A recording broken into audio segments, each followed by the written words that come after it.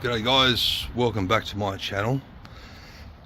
This is part 2 of the air suspension 4-link. Yeah, finally got my diff back. Got it back just on Saturday, just after Christmas. The company who done it is a company called Craft Differentials. They're pretty good. I've got to give them credit where credit's due, and they are good. So the diff's now fully reconditioned. I've got the brackets in place. Everything's now measured. That's the top. The Z bar is the top part of the 4-link, and that's adjustable if I need to. But regardless, I've measured everything up and down. The tray is square to the ground. The axle is square to the ground. Also sideways. Also forward and back. So if I need to make an adjustment, it'll only be something minor. Yeah, I don't know. I've never done something like this before to even know what it's going to do if it's slightly out. But regardless, it is very square to the front wheels, and so should be pretty good.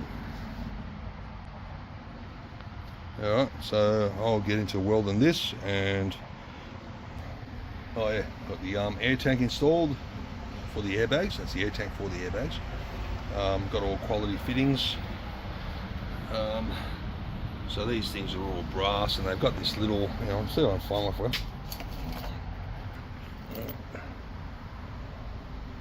Yeah, if you look inside, these things are quality fittings. If you like problem solving and trying to find air leaks and stuff, like, use those plastic ones. If you like no air leaks and coming back a few hours or a day or so later, a few days, use these brass ones. They're freaking good.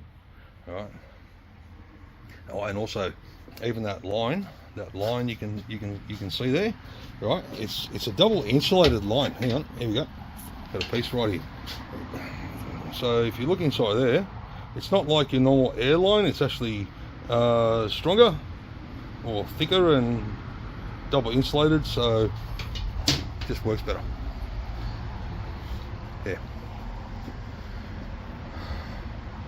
So anyway, so yeah, both sides are now done. That's the right height of the diff compared to the chassis. The chassis is off the ground. It's all measured. Obviously, I measured everything, and that is the right height of the of that Z bar. The airbags go on top of that. Yeah, this is going to be fantastic. Also got the ride height controller, so that's your ride height controller, and yeah, that'll keep it on the same height. Doesn't matter what weight you put on it, until something breaks, obviously. But at the end of the day, as long as it's legal for the road, that's all that matters. It's coming along. Okay, I'll go weld all these parts up and come back to you soon. The Z bars are now installed, and the bottom part of the 4-link, that's installed as well. It's got to bolt it up, obviously. Yeah, just making the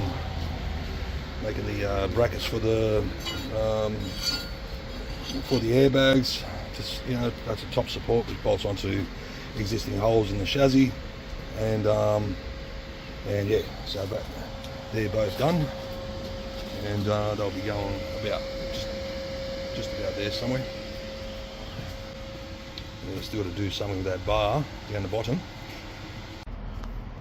Okay, so the 4-link is now done. Well, most of it. All that bracketry at the front, the pinion angle is all correct. The airbags mostly installed, but not quite. The top part is, not the bottom part. And I'm pretty sure it should be safe enough to air up and see what happens. Let's hope the compressor doesn't kick in. Okay.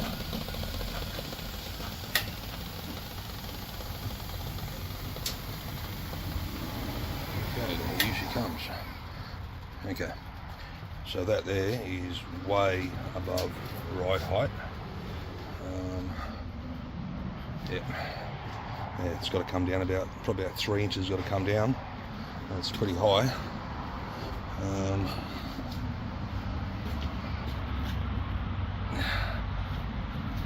You can see there what she looks like. Still got to I know I had the diff done, but what I am going to do as well is I'm going to put a drain plug on the bottom of the diff cover, so there's no oil in at the moment. But anyway, yeah, that's what she's looking so far.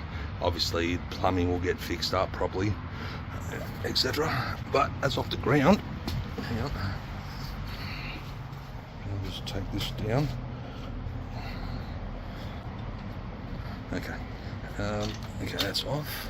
Oh yeah, so now she's off the jack stands over there, etc. Yeah, nice bounce. And let's have a look. What's that? That's what PSI reading I got. Looks like it's about 13 PSI. Yeah. Still got to make the shock mounts. Yeah, it's gonna be good.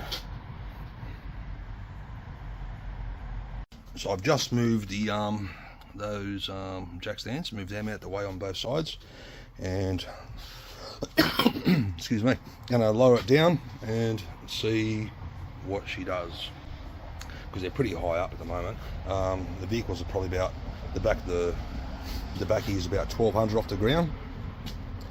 So anyway, just lower it down. Obviously I've still got to mount that height control valve.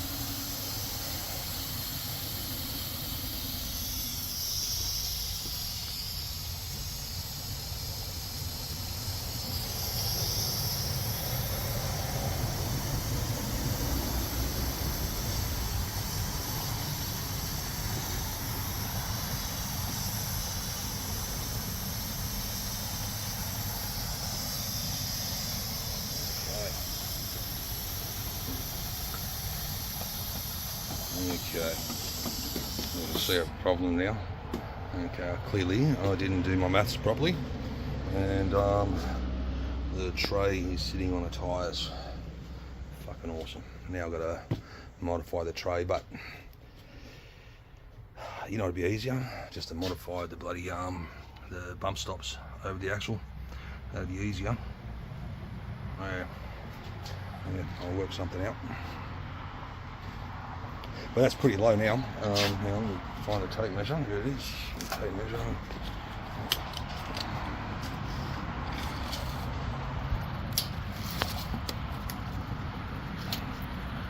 So that's there you go. 900, just under 900 high.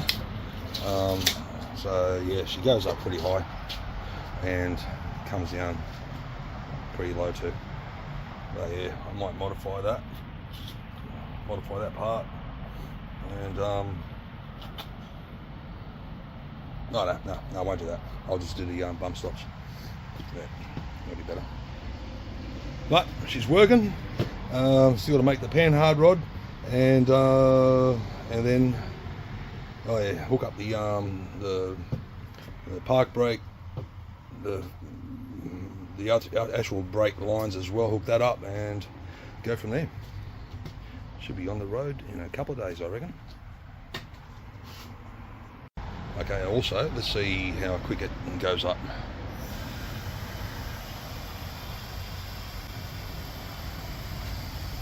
So that's ride height now, and it'll go up heaps higher, but yeah, now it starts looking uncool. Lower it back down a bit. Righto guys, the air suspension is done. Yeah, that bottom bar, I'm not sure how many beers I had when I designed that, but yeah, I don't think I like it anymore, so I've got to change that. But regardless, there's the airbags, and I've got these adjustable shocks. They're set to the softest setting, and it's still kind of a little bit on the hard side, but yeah, here's what it is. Now I did change the design. I know I was supposed to use that piece there, but yeah, there really wasn't that much room in there. I mean, I know I'm just making excuses now, but why I didn't do that, but I needed my ute back on the road. I didn't have time to really play with the suspension, and you know, and trying to work out how it all works. I mean, I'm not a suspension expert. Also, so I had the diff gears done. Now they're 373. I welded in a new filler. Thanks to Darren at Mood Motorsports, he gave me that part. Also, the drain plug, I welded one of those in there as well. So after 500 Ks of doing 60 Ks an hour, I'm just going to drop the oil and put clean oil in it and go from there. And as you can see, all that stuff's welded in place neat. It's all nice and strong. That's what I do. I actually do structural welding, so I know these are going to be strong enough. Even though I designed the way I did it, they will be strong enough.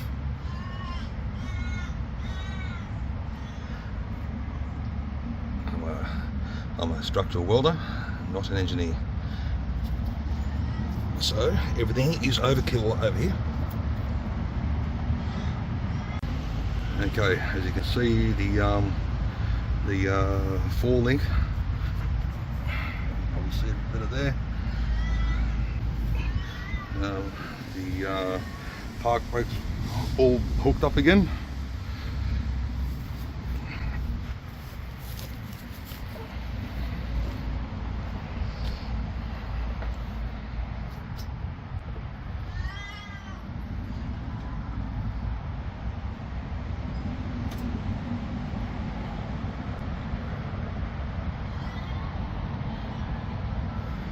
I've taken it for a drive, and I've got to say, this really does drive fantastic. The only one thing I did have, just things I didn't really think about. I mean, I've got a toolbox on this side here, and it's full of tools. Then you've got the fuel tank, so you've got a fair bit of weight on one side. And the airbags, they're taking 13 psi to hold all this weight. Probably around, if I was to guess, just a good guess, I guess, it'll be about 1,500 kilos here at the back, with the tray, the toolboxes, wooden floor, and etc. So yeah, the height control valve, I ended up putting 2 of them in there. It's still not finished plumbing up. I mean, I've got these 2 lines up for the dump feature. That's got to go into the cab. So yeah, I've got to hook them up. So basically what I got is I put 2 of those height control valves, and they control each side independently. So yeah, because I did have a lean, I was leaning on one side because of the weight, but that's now sorted with those 2, and took it for a drive. Huge difference to the way it used to drive.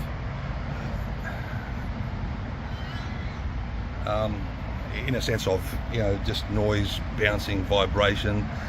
It's smooth now, especially when you go over a bump.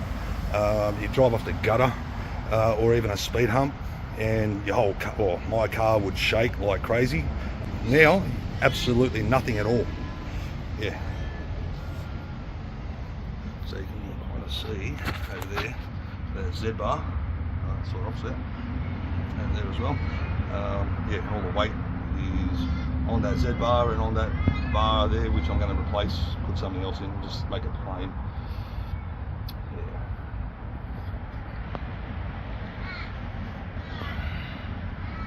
Yeah. But it works good. Technically, what I was supposed to do before, as you can see here, So actually that's a Z-bar with the airbag on top. All the weight is on top of the axle, and technically I was supposed to have the other piece, which stops about here, and it was supposed to get welded just in here, and most likely I wouldn't need the panhard bar. That's where the problem was. What if I do? There was no room, nowhere really to put it. You know what I mean? It just would have been a whole bunch of extra work, and you know, great if I was retired or something, and I had all the time in the world, but I don't. I'm still kind of young. But anyway, kinda, I did say kinda. So yeah, still working for the man. But yeah, right now, oh yeah, it's the doves. They come over here. They're not afraid of anything. Well, these ones here aren't, not me anyway, because I feed them every day. Anyway, yeah. So far, it's working fantastic. Yeah, it works great. Would definitely do it again. If I bought another one. Oh, hang on. You know me F700, right? Well, guess what? That there has got shitty ass leaf springs as well. All right, I mean, check that out. And how thick that is. That is just. There's about from the bottom over here to the top is about 200 mil. And there, look at the other side. You can see that. Right, 200 mil of springs. That's freaking crazy. So yeah, this I'm going to be putting airbags on this as well. Okay, back to this. Pretty much I have used all the existing holes, which, you know, even this the shock mount. That's hang on, what was over here? Oh yeah, that shock mount. That's where the back of the back spring hanger was. That was there, and used those existing holes. Just made a plate and then made that to hold the shock. Works great. Works fantastic. The front there, it just had some holes further up, but you can see over here, these two. Oh yeah, no, hang on. Those ones there, I just remembered. Yeah, those ones there were the spring. The spring mount was over here, and then these ones here were for that, you know, that spring stopper thing. So I only used 2 of those holes, but that's all one big plate over there. Yeah, I really try to avoid drilling holes, not for any other particular reason besides, you know, it's not that bloody hard to just mark out, get a piece of steel, mark out where your holes go, and use the existing holes. And just put M12s, M12 bolts, and yeah, she's on, she's tight.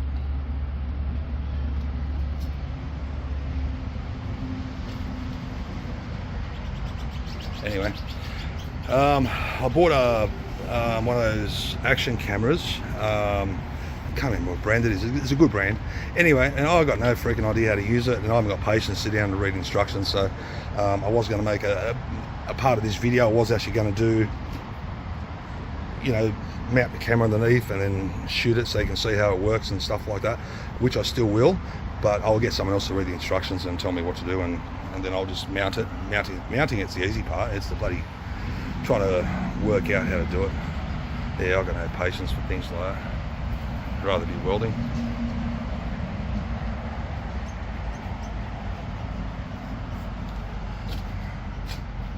Yeah, anyway. Thanks for watching. Looks like there's going to be a part 3. Righty-ho. Finally, the air suspension has been pretty much completed, not at 100%. I still got to do a dump feature, and as I said before, I still got to do all the testing, and I want to put a video camera under there, and I bought one and I can't make it work. Yeah, it's not as simple as this air suspension, that's for sure.